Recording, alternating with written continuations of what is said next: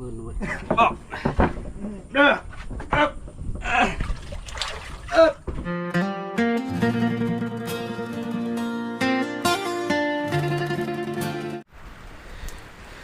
อันนี้ก้านี่เพิ่นกะเกี่ยมไว้เกี่ยมสิเอาขึ้นพี่แหละเอาขึ้นเที่ยงเพราะว่าคันน้ำท่วมเนี่ยย่านก้ามันสิไหลไปตามน้ำนี่ลกเดี๋ยวเมื่อวานนี่จากไหนานตะก้ากาบ่พอแล้วก้าพี่นี่พี่น้องเอ้ยก็สิได้ทาก้าโตเฮาตกใหม่ๆนี้ยังเพิ่นก็สิยัง2ให้ประมาณนั้น2ให้3ให้บ่พอก็สิได้ทาก้าโตเฮาตกใหม่เพราะว่าปีนี้ก็ขาดแค่นี้บ่ได้เพราะว่าไหนาตะกานี่ก็เป็นไหนาตะกาที่เฮาเฮ็ดใหม่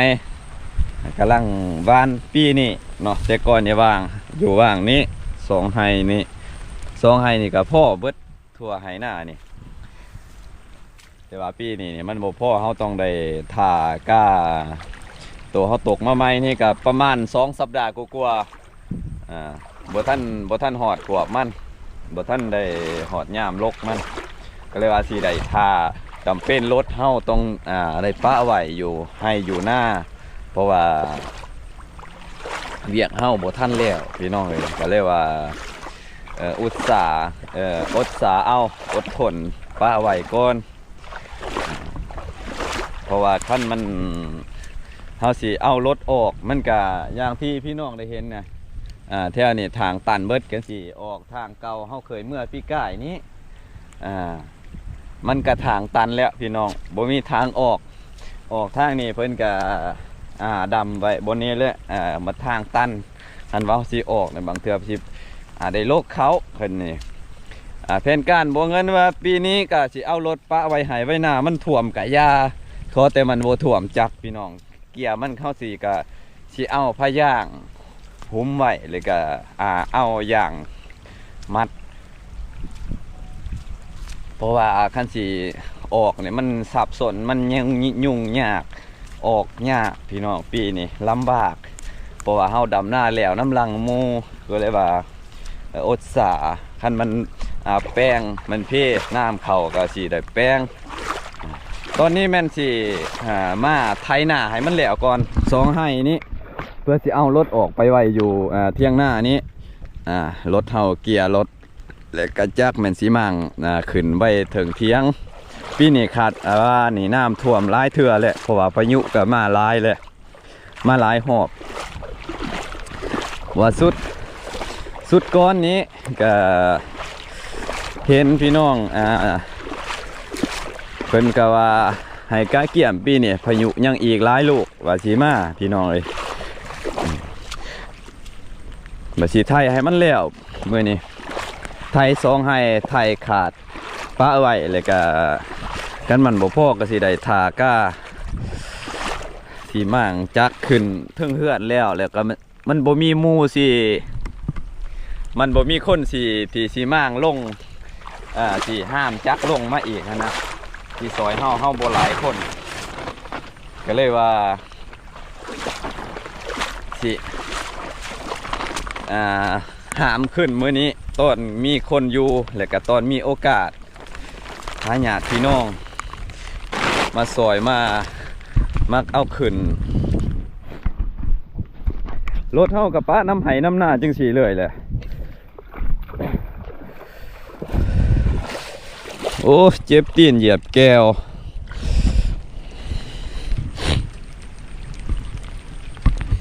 ไถหน้าพอดีพอเห็นแก้วพี่น้องเลยเหยียบคือยากแล้วใส่ผ้าน้ำมัน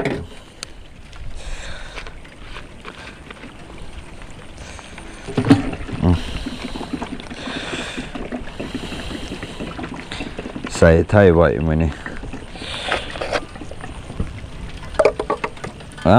ไปตกด่างนะ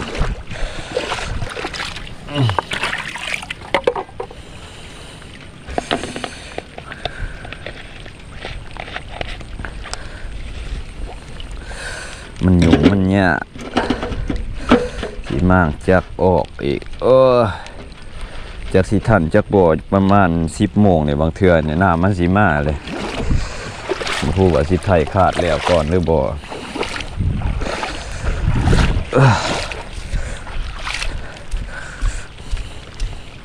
ปีนี่โพดโพนะน้ำท่วมฝนที่แรกมันก็แรงเกินบัดฝนมาเลยก็มาหลายโพดพี่น้องเอ้ยมาแบบบ่หยุดบ่หย่อนเบิ่งคันแถให้คันแถหน้าขาดเบิดปีนี่เอาขาดขนาดทางพี่ก็เต็มเลยนี่คือว่าปล่อยออกอยู่หน้าน้ำบนนี่มันคือเต็มเลยอยู่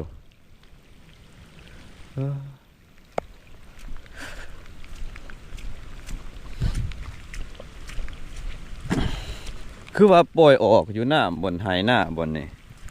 เพราะว่าเต็มเลย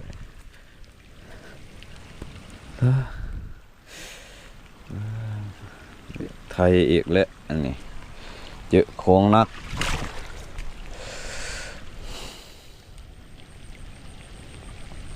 ดำบ่ทันแล้วเมื่อวานนี่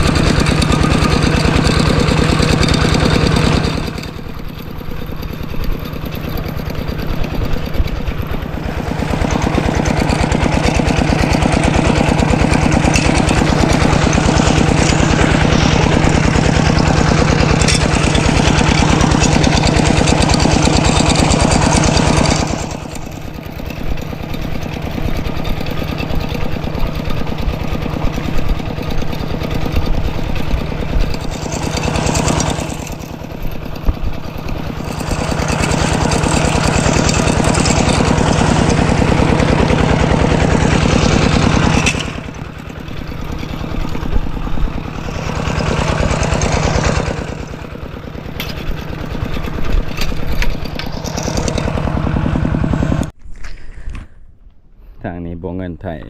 ทยขาดปะไว้3ให้กับอยู่นี่ที่ไทยขาดปะไว้แล้วก็สิเอารถออกคันมีทางออกคันบ่มีก็สิเอา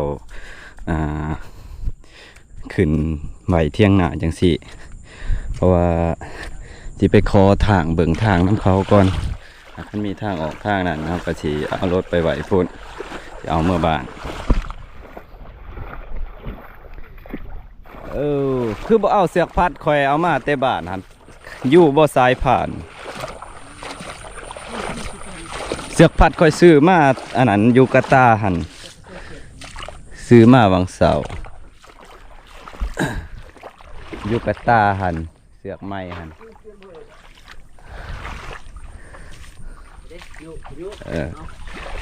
ยุมาเอาคุณนึงก็โฮมบริคุณนึงเขาอันนั้นเข้าละคอดได้บ่ให้มันซื้อคอยว่ามือแรงจังสิเอาขึ้นเบิ่งทางก่อนสคิงว่าสิเอาเมื่อบ้านเลยรถไทยบ่เขาว่าคอยได้ไทยแล้วคันมีทางเอาสิไปเบิ่งทางนำเข้าก่อน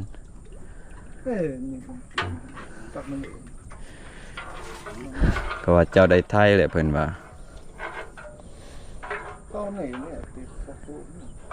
สอดทั้งพื้นเด้สอดทั้งพื้นแล้วจังสอดใส่นี่เด้เพื่อไว้เด้แหน่โตดน้ำเน่นะจองไว้จองไว้เบิดนั่นนะโอ้ยอันนี้เขาเอิ้นว่าลักดำหน้าอันนี้ลักดำกาคอย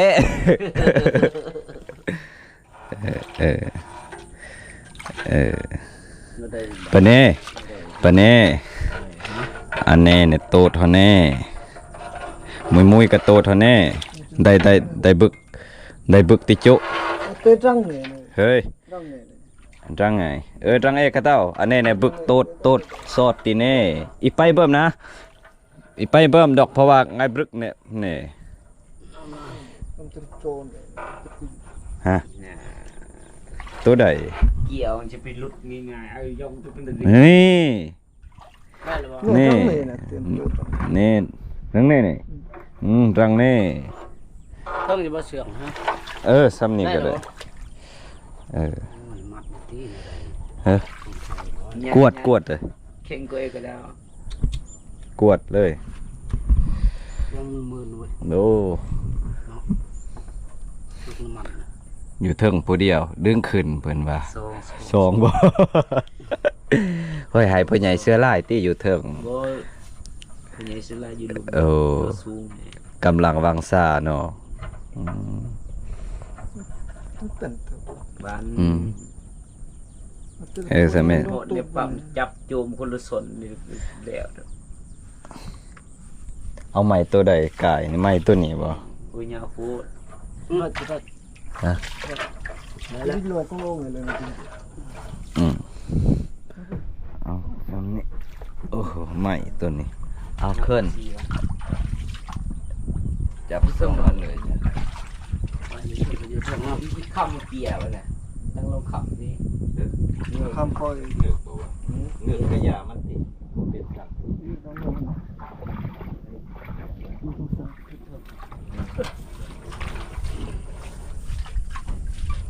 กินลึกจริงเขาเลี้ยงจริงทำน้ำไม่รู้เอากาปิดเอาคนละโคตรก็มันดีเปิดเบิ้งแล้ว ครับปวดโอ้ยเอาดีๆได้เอาไม้ดีๆได้พ่อใหญ่ไม้บ่อันนี้หักอันนี้จักจะนักเติบเลย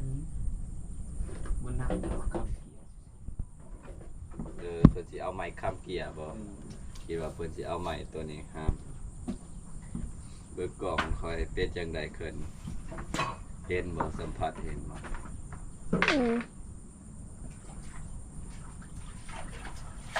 น้าหน่อยให้กันวะ เพราะว่าสิไทยคือกัน ให้หมดเลย เออ ให้เลยก็เดียวเนาะ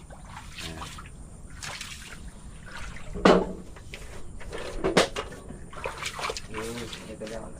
มาไปแหละ กลีนเลย เห็นสูตรใดเนาะเพิ่น จับหยกดีนะ หา3คนยกขึ้นบ่ บ่สองคนอยู่ลุมสองคนอยู่เทิง ไอ้สิจับได้บ่ ได้ ใส่เสือกตัวนั้นดึงขึ้น เอาจังซี่ซะต่อเลยเสือก ฮันละ ไอ้2คนแบกอยู่เทิง2คนจุ่มอยู่หลุม ฮะ โอ้บ่ถึงอีก เอาจังซี่บ่ จังสันยกก่อนเบิ่งลองยกหมดเลยเฮ้ยจังซี่นี่แหละ บ่เอาอันนี้ ไม่ เอาใหม่สอดใส่เทิง ไม่ สองคน ไม่บ่วิดอีก บ่เอาจักเงือกก่อนบ่ค้ำเกียร์ดอกบ่ค้ำดอกเกียร์ ข้าง เด้อวิดบ่ วิดแล้วบ่ เลยละ วิดแล้วบ่ ได้แป้งกระเซ็นได้ยังได้ โอ้ยยากโอ้ ยังได้ยังได้ คำเกียร์ ยังได้แป้งกระเซ็น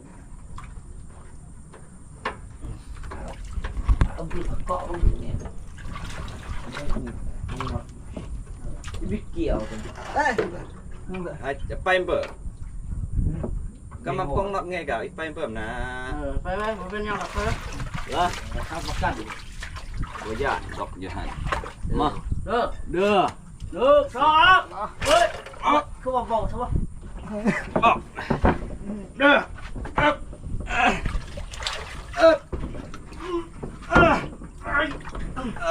เอาแบกใครบ้านนะขึ้นรถเอาเอ้ยตั้งหน้าขึ้นรถ เคยขึ้นหนึ่งขึ้นอีกยกอีก ผ่านให้ก่อน นั่นแหละเราจะคลอนก็ได้ปิ่นเด็กเลย จับว่าเขาเนี่ยจับนะ ได้จะเปิดโอปลี ขึ้นรถโอ้บ่ ครึ่งได้เห็นอะไรวะ โรถตรงไอ้เก่าเลย บางแถวเอาตู้ป้อนเนี่ยแบบ กูตัวนี้ขึ้น ถึงมาดี เด้อ เด้อ ในทุกข้านเนี่ยทุกวันต่อ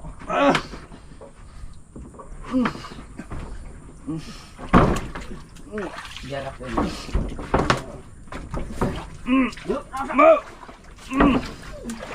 โอ้เก่งแท้ว่ะ อีอากู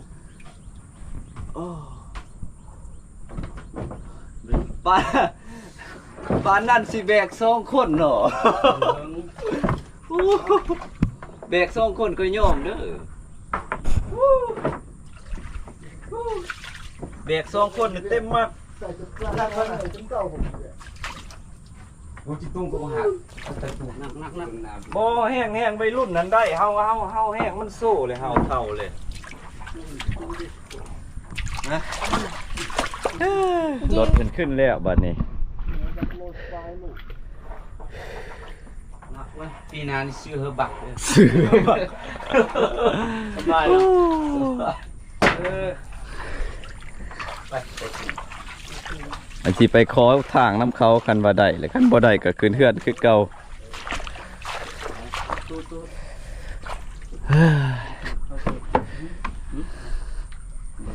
จับเดี๋ยววะ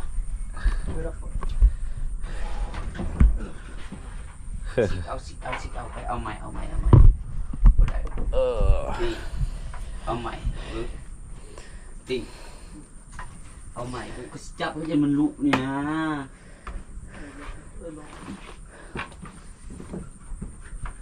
ไปจับสองนะไปจับกันเด้อเอาเดี๋ยวละไปฮึบ